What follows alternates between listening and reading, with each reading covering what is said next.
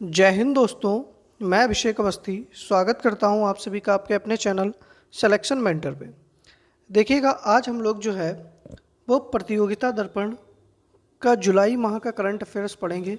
जुलाई माह की जो प्रतियोगिता दर्पण आती है उसके हम लोग सभी प्रश्न करने की कोशिश करेंगे, क्योंकि जितने भी इम्पॉर्टेंट प्रश्न आप लोगों को करंट अफेयर्स से बन सकते हैं उन सबको मैंने लेने की कोशिश की है।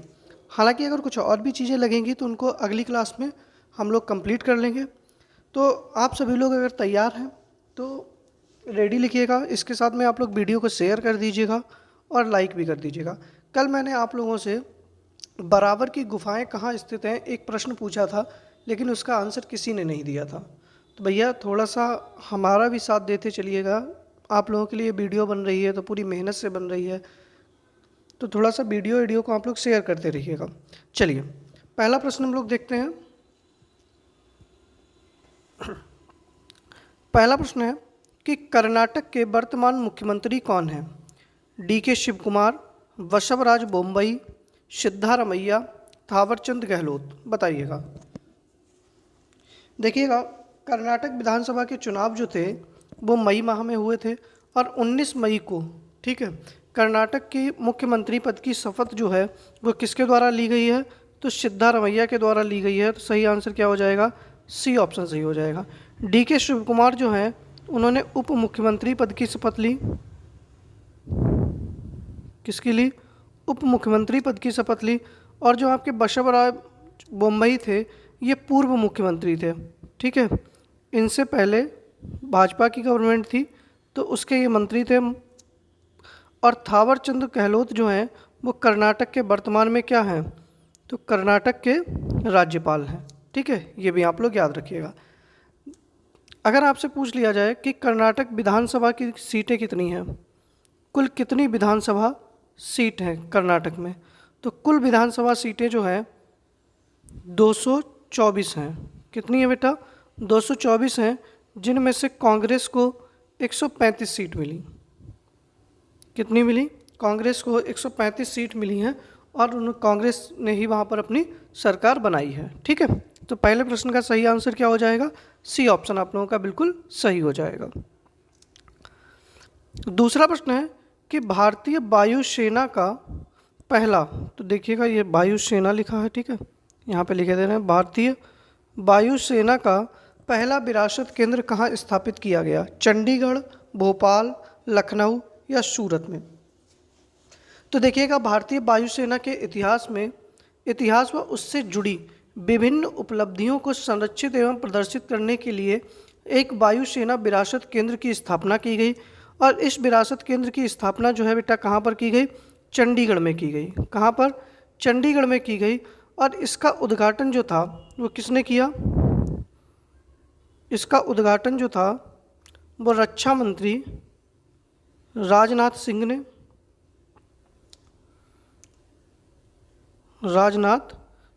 ने। इसके साथ में एयर चीफ मार्शल, और कौन था साथ में? एयर चीफ मार्शल विवेक राम चौधरी भी सम्मिलित थे। विवेक राम चौधरी भी थे। और चंडीगढ़ के राज्यपाल, ठीक है, वहाँ के जो प्रशासक हैं चंडीगढ़ के, बनवारी लाल पुरोहित और सांसद किरण खेर भी उपस्थित थी, ठीक है। और ये कहाँ पर बनाया गया है बेटा? तो चंडीगढ़ के अंदर बनाया गया है, ठीक है। चलिए, दूसरे प्रश्न का ए आंसर सही हो जाएगा। तीसरा प्रश्न है हमारा कि स्कॉर्पियन श्रेणी की अंतिम पनडुब्बी कौन सी है जिसका समुद्री प्रशिक्षण प्रारंभ किया गया है? कलबरी, बागीर, बागशीर या खंडेरी? तो मुंबई स्थित मझगांव डाक शिप बिल्डर्स लिमिटेड में निर्मित स्कॉर्पियन श्रेणी की छठी व अंतिम पनडुब्बी, जिसका नाम क्या है? बागशीर नाम है। क्या नाम है बेटा? छठी अंतिम जो है वो बागशीर को समुद्री परीक्षण प्रारंभ किया गया है, ठीक है। और यह पूरे 1 वर्ष तक सभी गहन परीक्षणों से गुजरेगी, फिर इसका जलावतरण किया जाएगा। और ये सारी पनडुब्बियाँ किसके तहत बनाई जा रही हैं? तो प्रोजेक्ट 75 के तहत बनाई जा रही हैं, ठीक है। क्योंकि अगले वर्ष 2024 में इसे नौसेना को सौंपा जाएगा, किसको? बागशीर को।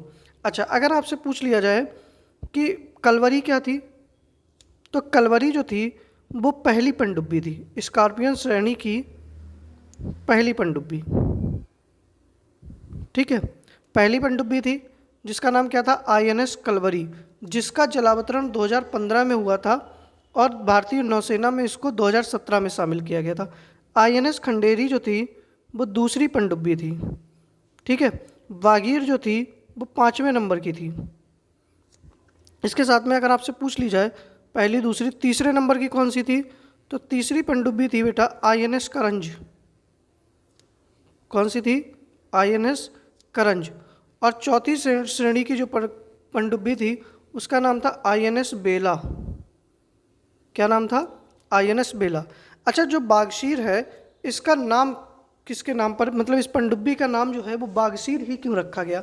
तो हिंद महासागर में पाई जाने वाली एक खतरनाक, हिंद महासागर में पाई जाने वाली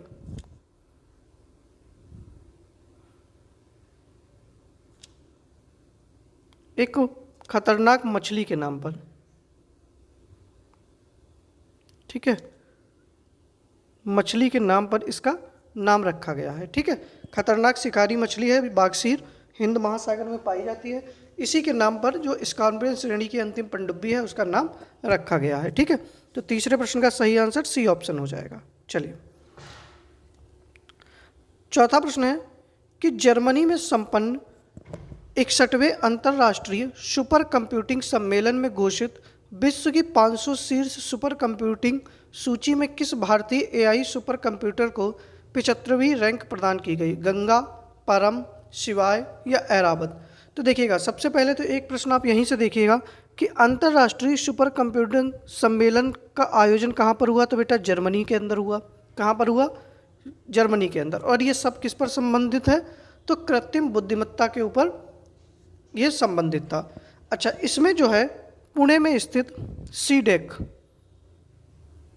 पुणे स्थित जो हमारी सीडेक है, centre for development of advance computing. ठीक है, सीडेक की स्थापना फुल फॉर्म है। तो AI कंप्यूटर किसको 75वीं रैंक प्रदान की गई? तो बेटा ऐरावत को। सही आंसर क्या हो जाएगा? डी ऑप्शन हो जाएगा। तो जो सुपर कंप्यूटर, किस भारतीय AI सुपर कंप्यूटर की 75वीं रैंक आई है? तो ऐरावत की आई है। ठीक है, याद रखिएगा आप लोग। पांचवा प्रश्न है कि संघाई सहयोग संगठन के विदेश मंत्रियों की बैठक कहाँ संपन्न हुई? बताइएगा, वाराणसी में, गोवा में, नई दिल्ली में या गांधीनगर में? जल्दी से बताइएगा। तो देखिएगा, संघाई सहयोग संगठन के विदेश मंत्रियों की बैठक जो है वो कहाँ पर संपन्न हुई बेटा? तो गोवा के अंदर संपन्न हुई। सही आंसर क्या हो जाएगा? बी ऑप्शन सही हो जाएगा। अगर आपसे पूछ लिया जाए कि SCO की पर्यटन राजधानी कौन सी है? तो SCO की पर्यटन राजधानी जो है वो किसको घोषित किया गया बेटा? वाराणसी को। नई दिल्ली में जो है वो रक्षा मंत्रियों की बैठक हुई है। संघाई सहयोग संगठन के रक्षा मंत्रियों की बैठक बेटा कहाँ पर हुई थी? तो नई दिल्ली के अंदर हुई थी। ये भी आप लोग याद रखिएगा। तो सही आंसर क्या हो गया? बी ऑप्शन आप लोगों का बिल्कुल सही हो जाएगा। छठा प्रश्न है कि विश्व प्रेस स्वतंत्रता सूचकांक 2023 में भारत का कौन सा स्थान है? 152वां है, 161 है, 163 है या 135 है? बताइएगा। देखिएगा, एक गैर सरकारी संगठन है जिसका नाम है रिपोर्टर्स विदाउट बॉर्डर। ठीक है, उसके द्वारा इस सूचकांक को निकाला जाता है। इस सूचकांक में कुल कितने देश सम्मिलित थे? तो कुल 180 देश। ठीक है, जिनमें से भारत का स्थान कौन सा रहा है? 161वां रहा है। तो सही आंसर क्या हो जाएगा? बी ऑप्शन सही हो जाएगा। ठीक है, अगर आपसे पूछ लिया जाए प्रथम स्थान पर कौन रहा है? तो प्रथम स्थान पर रहा है बेटा इसमें नॉर्वे। ठीक है, पहले स्थान पर कौन रहा? नॉर्वे। और अगर 180 में मतलब अंतिम नंबर पे कौन रहा है? तो आप लोग समझ ही सकते हैं कौन रहेगा? उत्तर कोरिया रहा है। और 179 पर हमारा पड़ोसी देश क्या नाम है जिसका, चीन रहा है। अच्छा, ऐसा नहीं है कि चीन की हमसे स्थिति बुरी है, लेकिन कुछ देश ऐसे हैं जिनकी स्थिति हमसे अच्छी है। जैसे जो है अफगानिस्तान की स्थिति 152 नंबर पे है, मतलब हमसे प्रेस स्वतंत्रता सूचकांक में वो हमसे अच्छा है। बांग्लादेश की स्थिति 163 नंबर पे है, ठीक है। और 135वें नंबर पे कौन है, तो श्रीलंका है, याद रखिएगा आप लोग। चलिए, तो लेकिन विश्व प्रेस स्वतंत्रता सूचकांक में भारत का स्थान कौन सा है, तो बेटा 161वां है, याद रखिएगा आप लोग। 7वां प्रश्न है कि भारत ने किस एक देश को एक तेज गश्ती जहाज व एक लैंडिंग आक्रमण जहाज सौंपा है, मालदीव, बांग्लादेश, म्यांमार या फिलीपींस को। देखिएगा, भारत के जो रक्षा मंत्री हैं उन्होंने जब अपने जो पड़ोसी देश हैं उनसे रक्षा सहयोग पर टिप्पणी करते हुए कहा था कि पड़ोसी प्रथम, ठीक है। उन्होंने कहा था कि पड़ोसी प्रथम। तो पड़ोसी में देश है हमारा जिसका नाम है मालदीव।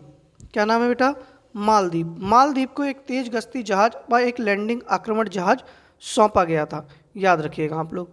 अगर आपसे पूछ लिया जाए मालदीव के राष्ट्रपति कौन है, तो मालदीव के राष्ट्रपति हैं इब्राहिम मोहम्मद सोली। क्या नाम है, इब्राहिम मोहम्मद सोली, ठीक है। इनको जब सौंपा गया था तो इन्हीं को सौंपा गया था, ये थे, और साथ में मालदीव के रक्षा मंत्री भी वहीं पर थे, ठीक है। तो सही आंसर क्या हो गया, ए ऑप्शन सही हो जाएगा। 8वां प्रश्न है हमारा कि G7 का 49वां शिखर सम्मेलन कहाँ संपन्न हुआ, दक्षिण कोरिया, इंडोनेशिया, वियतनाम या जापान, बताइएगा। तो देखिएगा, G7 का 49वां, ठीक है, शिखर सम्मेलन जो है वो कहाँ पर संपन्न हुआ, तो जापान के हिरोशिमा में। कहाँ हुआ बेटा, जापान के हिरोशिमा में संपन्न हुआ। और अगर इसकी मेज़बानी किसने की, तो इसकी मेज़बानी की जापान के प्रधानमंत्री, भारत की तरफ से कौन गया था, मोदी जी गए थे इसमें। जापान के प्रधानमंत्री, क्या नाम है इनका, फूमियो किशिदा। फूमियो किशिदा, ठीक है, याद रखिएगा। अच्छा, अगर आपसे पूछ लिया जाए इसके बाद में हिरोशिमा में ही क्या हुआ था, क्वाड का शिखर सम्मेलन हुआ था।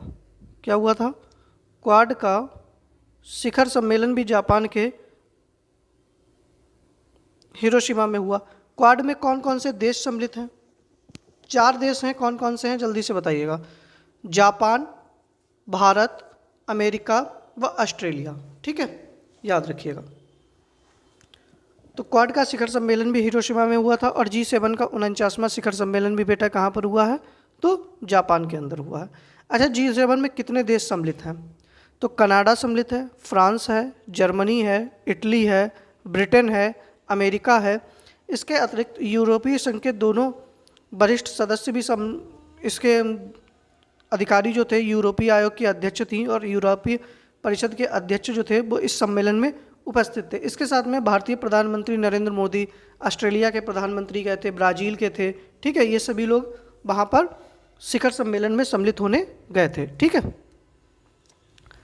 9वां प्रश्न है कि किस देश के सर्वोच्च सम्मान grand companion order of the Logohu से सम्मानित किया गया है।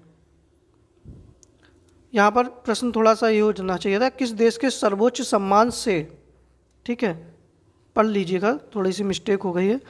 किस देश के सर्वोच्च सम्मान से प्रधानमंत्री नरेंद्र मोदी को, ठीक है, प्रधानमंत्री नरेंद्र मोदी को किस देश के सर्वोच्च सम्मान grand companion of the order of the Logohu से प्रधानमंत्री नरेंद्र मोदी को सम्मानित किया गया है, Papua New Guinea, Fiji, France या ऑस्ट्रिया, बताइएगा।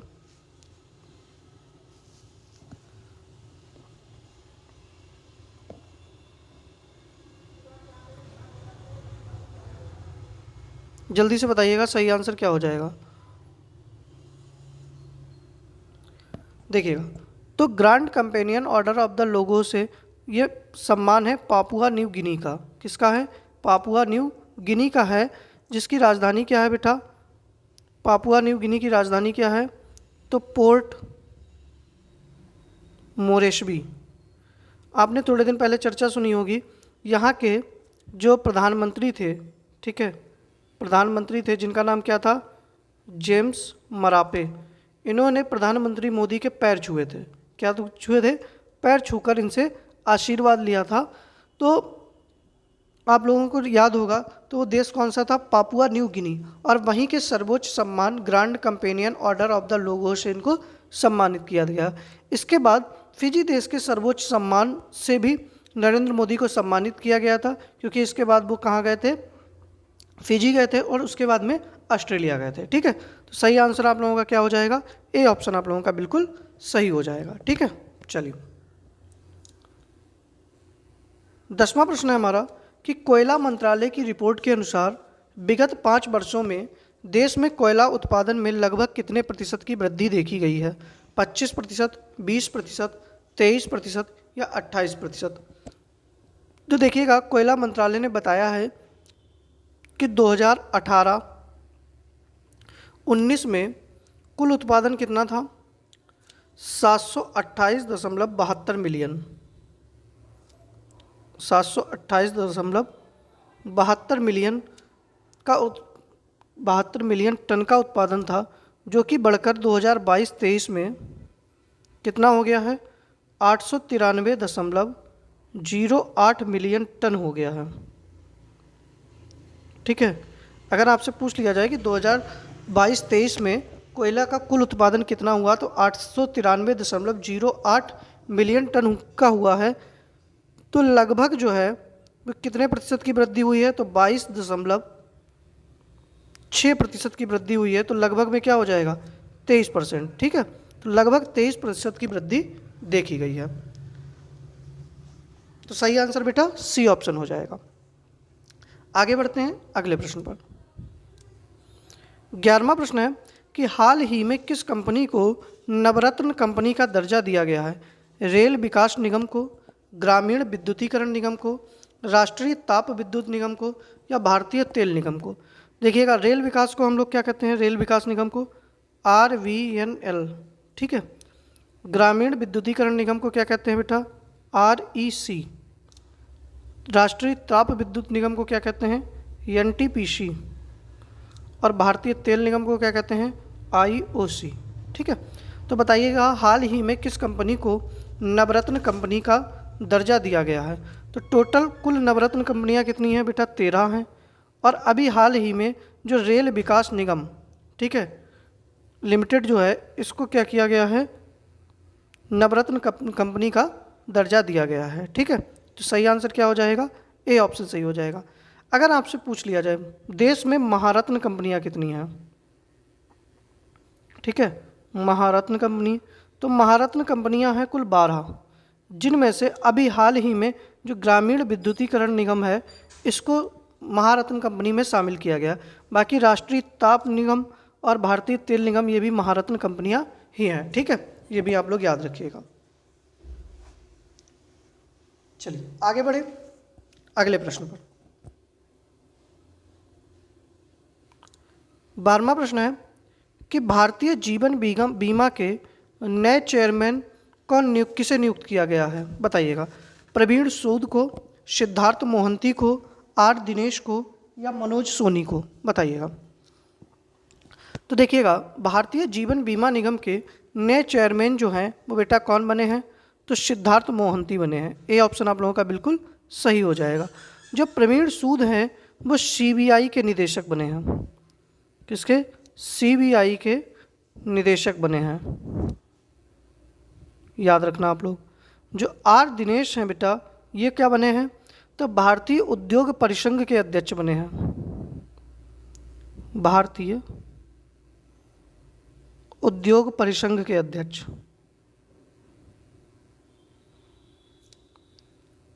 इसके साथ में जो मनोज सोनी हैं वह UPSC के अध्यक्ष बने हैं। याद रखना आप लोग, क्या बने हैं? UPSC के अध्यक्ष बने हैं।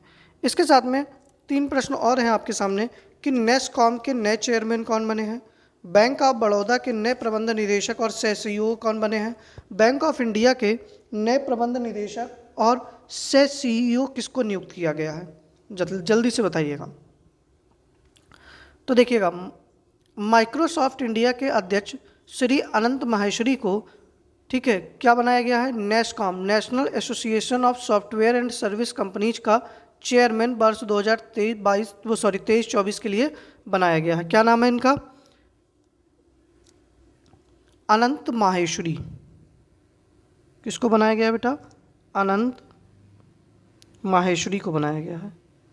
इसके साथ में आपसे और प्रश्न पूछा गया है कि बैंक ऑफ बड़ौदा के नए प्रबंध निदेशक कौन बने हैं, तो बैंक ऑफ बड़ौदा के बने हैं देवदत्त चंद, ठीक है, देवदत्त चंद बने हैं। और बैंक ऑफ इंडिया के जो हैं नए बने हैं, उनका नाम है रजनीश कर्नाटक। कर्नाटक राज्य नहीं है, इनका नाम है आगे, ठीक है, रजनीश कर्नाटक को, ठीक है। चलिए आगे बढ़ें। देखिएगा, ये सारी PDF जो है आप लोगों को हमारे टेलीग्राम ग्रुप में मिल जाएगी, तो आप लोग टेलीग्राम ग्रुप से ज़रूर जुड़ जाइएगा। लिंक आप लोगों को जो है वो डिस्क्रिप्शन बॉक्स में या कमेंट बॉक्स में पिन किया हुआ मिल जाएगा। चलिए, अच्छा आगे 2 और हैं कि भारत के नए केंद्रीय सतर्कता आयुक्त कौन बने हैं और विश्व बैंक के नए अध्यक्ष कौन हैं। तो देखिएगा, केंद्रीय सतर्कता आयुक्त जो हैं वो कौन बने हैं, प्रवीण कुमार श्रीवास्तव, ठीक है, किसको बनाया गया है, प्रवीण कुमार श्रीवास्तव को। इसके साथ में विश्व बैंक के नए अध्यक्ष कौन बने हैं, तो भारतीय मूल के हैं, जिनका नाम क्या है, अजय बंगा। अब आप लोग जल्दी से विश्व बैंक का मुख्यालय बता दीजिएगा, ठीक है। चलिए आगे बढ़ा जाए। अगला प्रश्न है हमारा कि वर्ष 2023-24 के लिए लोक लेखा समिति का अध्यक्ष किसे नियुक्त किया गया है, अधीर रंजन चौधरी, गिरीश बापट, संतोष गंगवार या अर्जुन राम मेघवाल, बताइएगा, जल्दी से बताइएगा। देखिएगा, लोक लेखा समिति का गठन सबसे पहले 1921 में किया गया था। तब इसका अध्यक्ष जो था वो कौन रहता था, वित्त मंत्री रहते थे। लेकिन 1967-68 में पहली बार विपक्ष का जो नेता होता था उसको यह पद दिया गया था। उस बार से, उस समय से आज तक हमेशा जो होता है वो लोक लेखा समिति का अध्यक्ष जो होता है वो कौन रहता है, विपक्ष का नेता ही रहता है। तो इस समय विपक्ष के नेता कौन है, अधीर रंजन चौधरी जी हैं। तो सही आंसर हो जाएगा ए ऑप्शन, ठीक है। अगर आपसे पूछ लिया जाए लोक लेखा समिति में कितने सदस्य होते हैं, तो बेटा कुल 22 सदस्य होते हैं, जिनमें से 15 सदस्य लोकसभा से और 7 सदस्य किससे होते हैं, राज्यसभा से होते हैं। जो गिरीश बापट जी हैं ये प्राक्कलन समिति के अध्यक्ष हैं। किसके हैं, प्राक्कलन समिति के अध्यक्ष। और प्राक्कलन समिति में जो होते हैं वो कुल कितने सदस्य होते हैं, तो कुल 30 सदस्य होते हैं, ये याद रखिएगा आप लोग। इसके साथ में जो संतोष गंगवार हैं ये लोक उपक्रम समिति के अध्यक्ष हैं, लोक उपक्रम समिति के अध्यक्ष, ठीक है, याद रखिएगा। और लोक उपक्रम समिति में भी कितने सदस्य होते हैं, तो टोटल 22 सदस्य होते हैं। 15 सदस्य लोकसभा से और 7 सदस्य जो होते हैं वो राज्यसभा से नियुक्त होते हैं, ठीक है। बाकी 13वें प्रश्न का सही आंसर बच्चा ए ऑप्शन हो जाएगा। 14वां प्रश्न है कि टेम्पलेटन पुरस्कार 2023 से किसे सम्मानित किया गया, गुइलेमो कानो, फिलिप रोथ, एडना अदन इस्माइल या जॉर्जी गोस्पोदिनोव, बताइएगा। देखिएगा, टेम्पलेटन पुरस्कार से जो है वो किसको सम्मानित किया गया है, तो हॉर्न ऑफ अफ्रीका में एक देश सम्मिलित है, सोमाली लैंड, ठीक है, क्या नाम है, सोमाली। तो सोमाली लैंड में महिलाओं के बेहतर स्वास्थ्य एवं उनके जीवन के लिए संघर्ष करने के लिए डॉक्टर एडना अदन इस्माइल को जो है वो टेम्पलेटन पुरस्कार से सम्मानित किया गया है। सी ऑप्शन सही हो जाएगा, ठीक है। जो टेम्पलेटन पुरस्कार जो है इसकी शुरुआत कब से हुई थी, तो 1973 से इसकी शुरुआत हुई थी, ठीक है, याद रखिएगा आप लोग। क्या किसी भारतीय को मिला है, तो 1973 में पहला पुरस्कार, क्योंकि इसकी शुरुआत कब होती है, 1973 में ही होती है, एक भारतीय को दिया गया था, किसको? मदर टेरेसा को। किसको दिया गया था? मदर टेरेसा को। इसके अलावा डॉक्टर सर्वपल्ली राधाकृष्णन को भी दिया जा चुका है। डॉक्टर सर्वपल्ली राधाकृष्णन को कब? 1975 में टेम्पलेटन पुरस्कार। और बाबा आमटे को भी ये पुरस्कार दिया गया है। ये सारे भारतीय हैं। इनको कब दिया गया था? 1990 में। इसके साथ में जो पांडुरंग शास्त्री अठावले, क्या नाम था? पांडुरंग शास्त्री, ठीक है, इनको दिया गया था 1997 में, याद रखिएगा आप लोग। इसके साथ में जो गुइलेमो कानो हैं, इनको जो है वर्ल्ड प्रेस फ्रीडम अवार्ड दिया गया है। क्या दिया गया है? वर्ल्ड प्रेस फ्रीडम अवार्ड 2023 से सम्मानित इनको किया गया है, ठीक है। इसके साथ में जो है, जो जॉर्जी गोस्पोदिनोव हैं, इनको क्या, किस सम्मान से सम्मानित किया गया है? तो इनको अंतर्राष्ट्रीय बुकर सम्मान से, अंतर्राष्ट्रीय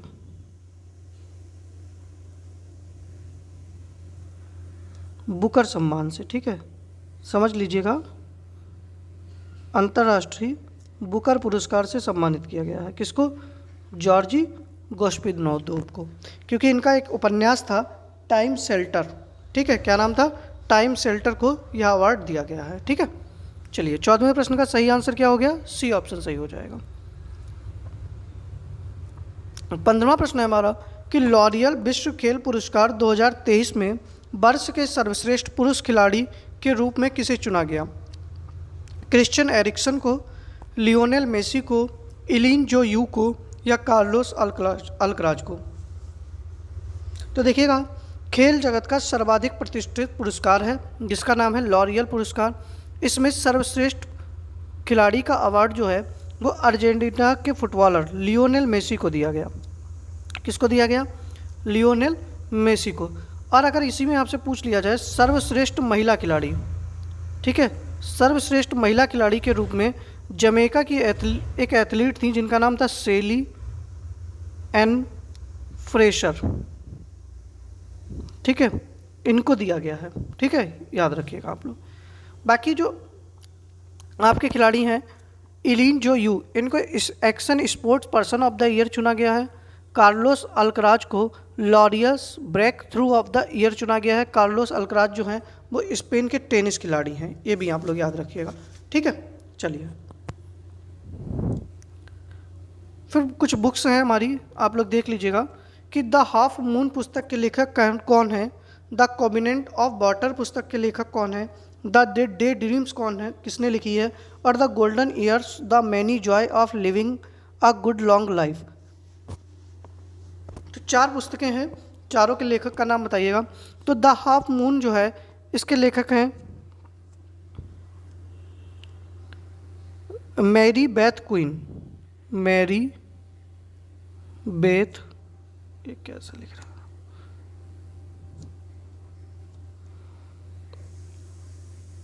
मैरी बेथ क्वीन।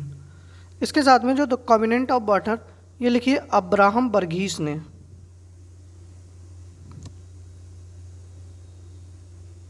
अब्राहम बर्गीस ने, ठीक है। द डे ड्रीम्स जो है वो लॉरा हानकिन ने, ठीक है, लॉरा हॉनकिन। इसके साथ में द गोल्डन ईयर्स ये पुस्तक है रस्किन बॉन्ड की, ठीक है, रस्किन बॉन्ड की।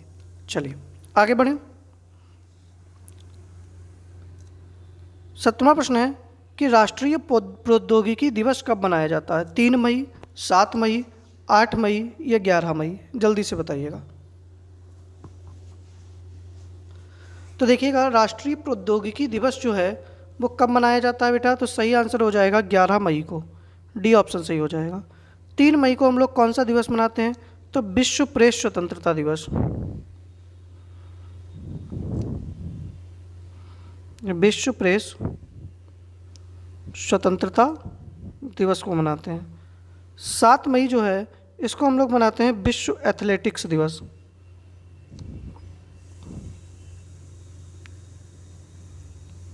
ठीक है, विश्व एथलेटिक्स दिवस। और 8 मई को जो है वो विश्व रेड क्रॉस दिवस। कौन सा दिवस मनाते हैं बेटा? विश्व रेड क्रॉस दिवस। और 8 मई को ही हम लोग एक और दिवस मनाते हैं जिसका नाम है विश्व थैलेसीमिया दिवस।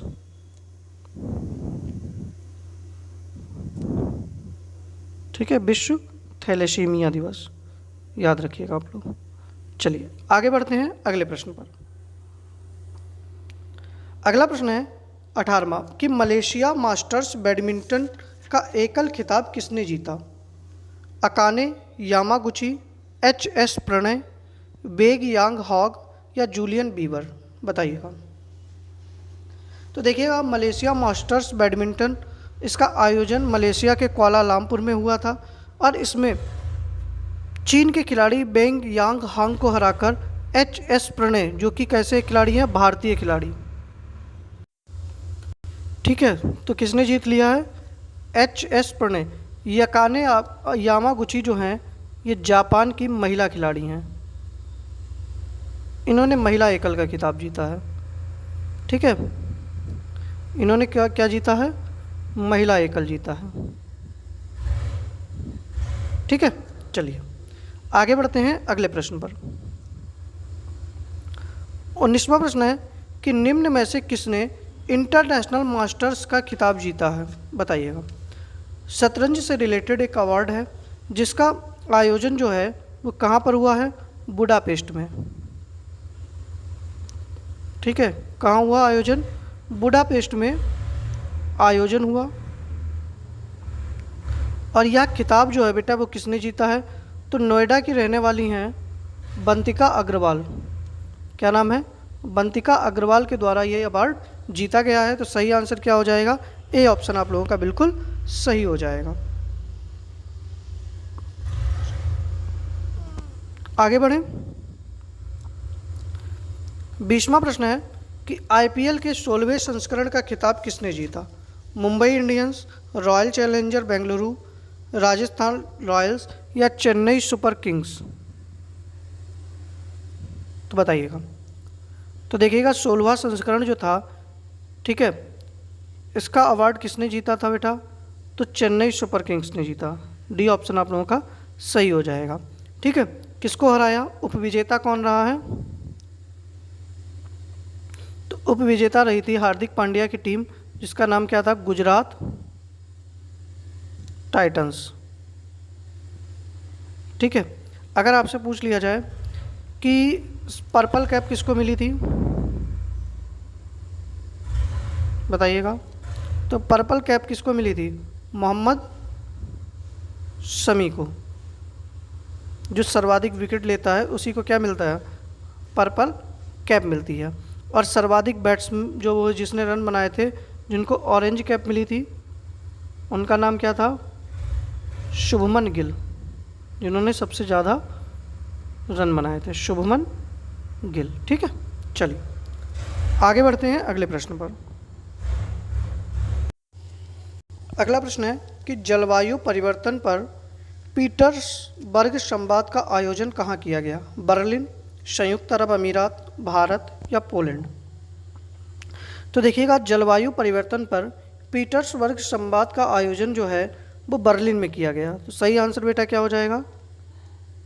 सही आंसर हो जाएगा ए ऑप्शन, बर्लिन में किया गया।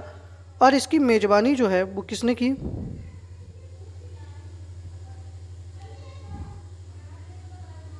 मेज़बानी जो थी वो संयुक्त अरब अमीरात, ठीक है, संयुक्त अरब अमीरात, इसके साथ में एक और सा देश है, कौन सा? जर्मनी। इन दोनों ने मिलकर की थी। ठीक है, याद रखिएगा। तो 21वें प्रश्न का सही आंसर क्या हो गया? ए ऑप्शन आप लोगों का बिल्कुल सही हो जाएगा। अगला प्रश्न है कि कंचनजंगा पर्वत की चढ़ाई करने के बाद 8000 मीटर से अधिक ऊंची 5 चोटियों को फतेह करने वाली पहली भारतीय महिला बन गई हैं।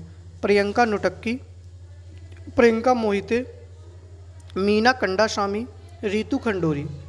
देखिएगा, वर्ष 2022 में भारतीय महिलाओं ने बहुत सारी उपलब्धियां हासिल की हैं। ठीक है, उन्हीं में से एक है तो कंचनजंगा पर्वत की चढ़ाई करने के बाद 5 चोटियों को फतेह करने वाली पहली भारतीय महिला बन गई हैं, जो कि जिनका नाम है प्रियंका मोहिते। क्या नाम है बेटा? बी ऑप्शन सही हो जाएगा, प्रियंका मोहिते नाम है। और ये कहाँ की रहने वाली हैं? तो महाराष्ट्र की रहने वाली हैं। इसके साथ में ही जो भारत की 23वीं महिला ग्रैंड मास्टर वो कौन बनी है?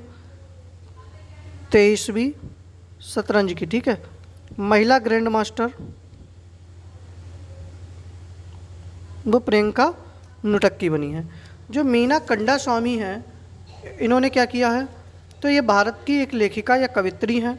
इनको हरमन केस्टन पुरस्कार से सम्मानित किया गया है। किससे सम्मानित किया गया बेटा?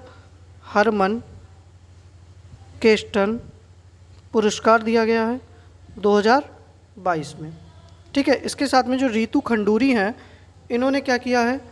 तो देखिएगा, जल्दी से बताइएगा। तो उत्तराखंड राज्य विधानसभा की पहली महिला स्पीकर बनी है। उत्तराखंड राज्य विधानसभा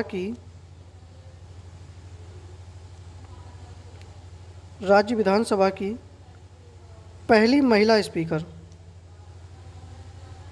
ठीक है, याद रखिएगा आप लोग।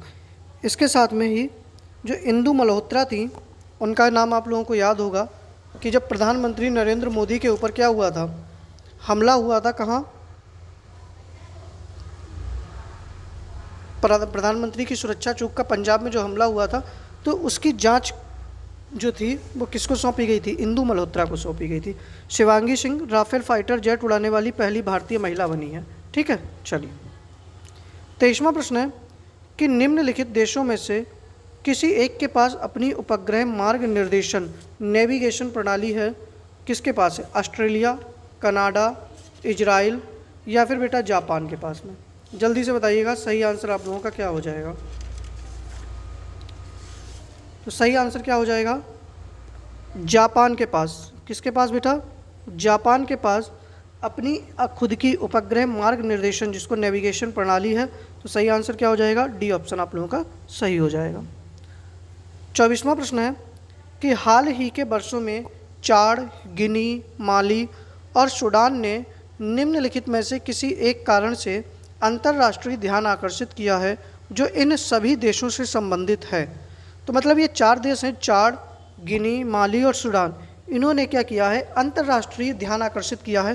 किस कारण से? क्योंकि इन चारों देशों का एक ही कारण है, और वो कौन सा कारण है बताइएगा। दुर्लभ मृदा तत्वों के समृद्ध निक्षेपों की खोज, चीनी सैन्य बेस का स्थापित होना, सहारा मरुस्थल का दक्षिणाभिमुख प्रसार या सफल तख्ता पलट? बताइएगा। तो सही आंसर क्या हो जाएगा? यहाँ इन चारों देशों में सफल तख्ता पलट किया गया है, इसीलिए ये चारों देश क्या रहे हैं? फेमस रहे, जिन्होंने अंतर्राष्ट्रीय ध्यान आकर्षित किया है। डी ऑप्शन सही हो जाएगा, ठीक है। चलिए, अब देखिएगा, कुछ हमारे जो हैं वो वन लाइनर प्रश्न हैं, ठीक है। वन लाइनर प्रश्न है, इनको आप लोग अच्छे से कर लीजिएगा, बहुत ज़्यादा ही आप लोगों के लिए महत्वपूर्ण है। पहली बात तो सब लोग अभी तक अगर वीडियो को लाइक नहीं किए हैं तो सबसे पहले तो आप लोग वीडियो को लाइक करिएगा, ठीक है। प्रश्न कैसे लग रहे हैं ये भी बताइएगा, क्योंकि मैंने एक साथ ही आप लोगों के लिए पूरी जो बुक है आप लोगों की प्रतियोगिता दर्पण जुलाई माह वाली, उसके जो भी इम्पोर्टेंट फैक्ट थे उनको मैंने कवर करने की कोशिश की है। चलिए, पहला प्रश्न है कि भारतीय नौसेना का सबसे पुराना लैंडिंग पोत 36 वर्ष तक जिसने देश की सेवा की, उसको 2023 में सेवा मुक्त किया गया। मई 2023 में इसको सेवा मुक्त किया गया, ठीक है। इसका नाम है बेटा INS मगर। क्या नाम है? INS मगर, ठीक है। INS मगर जो था वह भारतीय नौसेना में मगर श्रेणी के उभयचरों युद्धपोतों का प्रमुख जहाज था। इसको Garden Reach Shipbuilders and Engineers Kolkata के द्वारा बनाया गया था। और इसको कब कमीशन किया गया था? अगर आपसे पूछ लिया जाए इसको कमीशन कब किया गया था, ठीक है, तो कमीशन इसको किया गया था 15 जुलाई 1987 को, ठीक है। 15 जुलाई 1987 को इसको कमीशन किया गया था, ठीक है। अगला प्रश्न है कि एस्ट्रोनॉमिकल सोसाइटी ऑफ इंडिया का पहला Govind Swarup life time achievement पुरस्कार किसको दिया गया है? बताइएगा। एस्ट्रोनॉमिकल सोसाइटी के द्वारा प्रोफेसर, क्या नाम है बेटा? प्रोफेसर जयंत विष्णु नार्लिकर, प्रोफेसर जयंत विष्णु नार्लिकर को, ठीक है, पहला Govind Swarup life time achievement award से सम्मानित किया गया है। और जो प्रोफेसर साहब हैं नार्लिकर, ये भारत में ब्रह्मांड विज्ञान मतलब कॉस्मोलॉजी का अनुसंधान शुरू करने वाले शुरुआती व्यक्तियों में से एक हैं। इसीलिए इनको एस्ट्रोनॉमिकल सोसाइटी के द्वारा पहला Govind Swarup life time achievement award दिया गया है। ठीक है, चलिए 27वां प्रश्न है कि भारतीय प्रतिस्पर्धा आयोग की पहली महिला अध्यक्ष किसे नियुक्त किया गया है। और G20 समूह देश की तीसरी पर्यटन कार्य समूह की बैठक कहाँ पर संपन्न हुई। तो देखिएगा, भारतीय प्रतिस्पर्धा आयोग की पहली महिला अध्यक्ष जो हैं वो कौन बनी है बेटा, तो रवनीत कौर बनी है। याद रखिएगा, किसको बनाया गया है, रवनीत कौर को बनाया गया है। बहुत अच्छे से आप लोग इस प्रश्न को याद रखिएगा। इसके साथ में ही G20 के तीसरी पर्यटन कार्य समूह की बैठक जो है वो कहाँ पर हुई थी, तो जम्मू कश्मीर के श्रीनगर में। कहाँ पर हुई बेटा, श्रीनगर कश्मीर में। और कहाँ पर, तो डल झील के निकट। ठीक है, कहाँ पर इसकी हुई, तो डल झील के निकट जो है वो शेरे कश्मीर इंटरनेशनल कन्वेंशन सेंटर में इसका आयोजन किया गया था। ठीक है, चलिए अच्छा, G20 के पर्यटन मंत्रियों की अंतिम बैठक जो है वो कहाँ पर होगी, तो गोवा में होगी। ठीक है, चलिए 29वां प्रश्न है हमारा कि श्यामा प्रसाद मुखर्जी बंदरगाह से म्यांमार के किस बंदरगाह तक मालवाहक जहाज यात्रा का उद्घाटन 2023 में किया गया। तो देखिएगा, श्यामा प्रसाद मुखर्जी बंदरगाह पहली बात कहाँ पर है, तो ये है कोलकाता में। और म्यांमार के किस बंदरगाह तक जो है मालवाहक जहाज यात्रा का उद्घाटन किया गया है, तो बेटा ये है वहाँ पर कौन सा, सितवे बंदरगाह। कौन सा बंदरगाह है बेटा, तो सितवे बंदरगाह है। ठीक है, चलिए अगला प्रश्न है कि यूनाइटेड किंगडम और अन्य राष्ट्रमंडल देशों के राजा और रानी के रूप में किसका राज्याभिषेक किया गया है, बताइएगा। तो बेटा किसका किया गया है, चार्ल्स तृतीय, ठीक है, और उनकी पत्नी जिनका नाम क्या था, कैमिला। ठीक है, इनका राज्याभिषेक किया गया है। किसकी मृत्यु के बाद, इनकी माँ जो क्वीन एलिजाबेथ थी, ठीक है, उनकी मृत्यु के बाद। चलिए अगर आपसे पूछ लिया जाए कि ब्रिटिश सिंहासन पर बैठने वाले सबसे बुजुर्ग ब्रिटिश सम्राट कौन बने हैं, तो चार्ल्स तृतीय ही बने हैं। ठीक है, 31वां प्रश्न है कि मई 2023 में पहला आसियान भारत समुद्री अभ्यास कहाँ संपन्न हुआ। तो देखिएगा, सही आंसर क्या हो जाएगा, सिंगापुर में। कहाँ पर हुआ बेटा, सिंगापुर सही आंसर हो जाएगा। इसमें भारत की ओर से किसने भाग लिया था, तो भारत की ओर से INS सतपुड़ा, क्या नाम था बेटा, INS सतपुड़ा एवं INS दिल्ली, ठीक है, इसमें भाग लिया था। ठीक है, याद रखिएगा। और भारतीय नौसेना के साथ में अलग और भी देशों की इसमें नौसेना सम्मिलित हुई थी, जैसे Brunei, Indonesia, Malaysia, Philippines, Singapore, Thailand और वियतनाम। ठीक है, अगला प्रश्न है कि दक्षिण पूर्वी एशियाई खेलों के 32वें संस्करण का आयोजन कहाँ पर किया गया। तो बेटा यहाँ इसका आयोजन जो था वो कंबोडिया में किया गया। कहाँ पर, कंबोडिया में किया गया। और कंबोडिया की जो राजधानी है नामपेन में। अच्छा, इसमें प्रथम फर्स्ट कौन रहा है, तो वियतनाम रहा था। इस प्रतियोगिता में वियतनाम जो था वो पहले स्थान पर रहा है। ठीक है, अगला प्रश्न है कि सोशल मीडिया प्लेटफॉर्म ट्विटर का नया CEO किसको बनाया गया है। तो ट्विटर के मालिक कौन है बेटा, एलन मस्क हैं। ठीक है, जिन्होंने किसको नया CEO बनाया है, तो लिंडा याकारिनो को। किसको बनाया गया बेटा, लिंडा याकारिनो को सोशल मीडिया प्लेटफॉर्म ट्विटर का नया CEO नियुक्त किया गया है। ठीक है, अगला प्रश्न है हमारा 34वां कि सऊदी अरब की पहली महिला अंतरिक्ष यात्रा करने वाली सऊदी अरब से दुनिया की पहली महिला कौन बनी है, बताइएगा। बरनाबी, क्या नाम है उनका, रैयाना बरनाबी। ठीक है, रैयाना बरनाबी। ये 12 दिवसीय एक मिशन पर रवाना हुई थी, ये भी याद रखिएगा, रैयाना परनावी। चलिए अगला प्रश्न है हमारा कि खेलो यूनिवर्सिटी गेम्स कहाँ संपन्न हुए और इसका शुभंकर क्या है। ये प्रश्न आप लोगों के लिए होमवर्क का है। कमेंट बॉक्स में आप लोग बताइएगा कौन पहले स्थान पर रहा है, कौन दूसरे पे रहा है, ठीक है। इसका शुभंकर कहाँ था, कहाँ पर इसका आयोजन हुआ। तो खेलो यूनिवर्सिटी गेम्स के बारे में आप लोगों को सारी चीज़ें कमेंट बॉक्स में लिखनी है, ठीक है। बाकी आप लोग बताइएगा आज जो है आप लोगों को क्लास कैसी लगी। कल क्योंकि मंडे है, क्योंकि मैंने सोचा है कि संडे को जो है आप लोगों के लिए करंट अफेयर्स की क्लास हुआ करेगी। बाकी दिन हम लोग जैसे टॉपिक वाइज क्लास चल रहा है उसी को अपना कंटिन्यू करेंगे। तो कल जो होगी आप लोगों की हिस्ट्री की क्लास होगी, और हिस्ट्री में कौन सी, तो मगध का उत्कर्ष के बारे में हम लोग पढ़ेंगे, ठीक है। बाकी आप लोग भाई अगर वीडियो पसंद आई है तो वीडियो को शेयर कर दीजिएगा। चैनल पर नए हैं तो चैनल को सब्सक्राइब कर दीजिएगा, और अधिक से अधिक जो है वो चैनल को सब्सक्राइब और शेयर कीजिएगा। इसके साथ में अगर आपको क्लास पसंद आई है तो बढ़िया सा एक कमेंट आप लोग ज़रूर करिएगा। बाकी आप लोग अपना ख्याल रखिएगा। मिलते हैं हम लोग अपनी नेक्स्ट वीडियो में। जय हिंद।